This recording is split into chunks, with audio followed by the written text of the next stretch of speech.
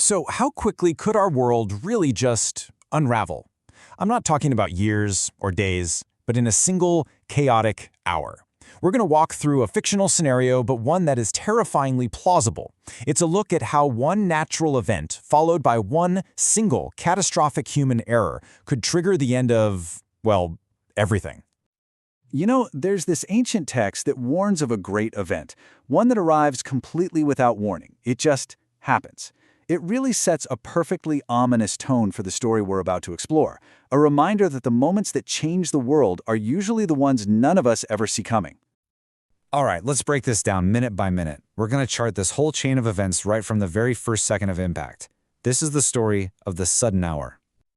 Now, this whole thing doesn't start the way you might think. There's no declaration of war, no big political crisis. Nope. It begins with a completely random act of nature, a meteorite, just hurtling through space on a direct collision course with Earth. And this is where it hits. A pretty remote area, sure, but it happens to be smack dab in the middle of one of the most geopolitically volatile regions on the entire planet. This specific location, well, it turns out to be the first tragic piece of a truly fatal puzzle. The force of this impact it's almost impossible to wrap your head around. The scale is just staggering.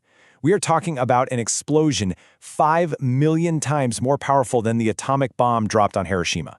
This isn't just some regional disaster. This is a full-blown planetary event. And the effect? It's instantaneous. It's absolute. In a single flash, most of Syria, Palestine, Israel, and Jordan are just gone, wiped right off the map by a force of nature that no country, no army could ever hope to withstand. At the epicenter, it's a scene straight out of the apocalypse. The source material actually describes lightning bursting upwards from the ground itself. Fires are just roaring across a 100-mile radius. The air becomes this thick, unbreathable soup of soot and ash. And hundreds of thousands of lives, they're just extinguished in a single moment. But the devastation doesn't just stop at the edge of the crater. Oh no, that initial impact sends these catastrophic shockwaves tearing across the entire globe. You can actually see this wave of destruction unfold in 4 distinct stages. First, you have the epicenter, right, where entire nations are basically vaporized. Then, on the periphery, the shockwaves trigger massive earthquakes that start toppling cities in Africa.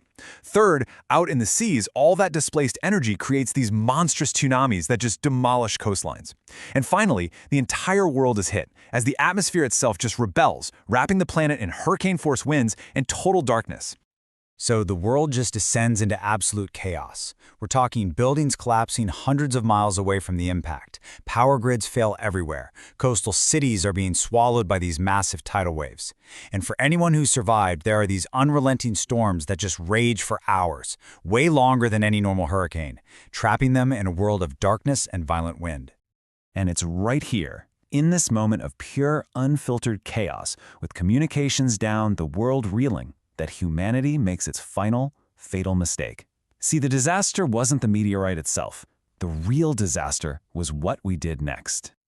Okay, this is the absolute crucial point. The reality was a random act of nature, a cosmic accident.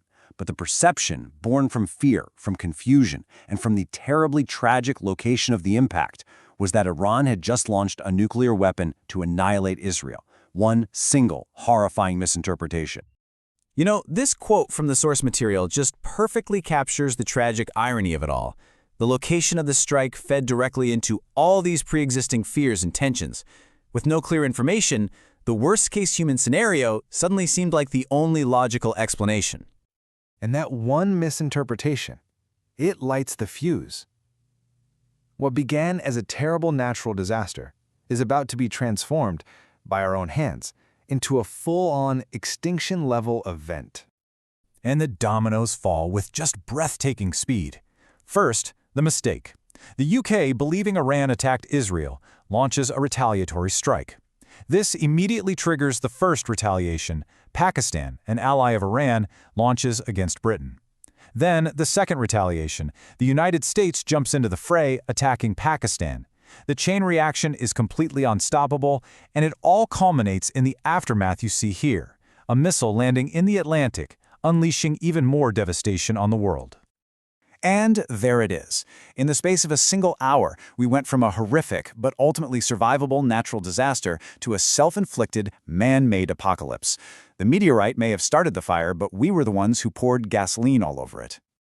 So, this whole story leaves us with a pretty critical question to think about. When we're faced with the unthinkable, when chaos is reigning and fear takes over, is the real enemy the event that happens to us, or is it the reaction that's just waiting inside of us?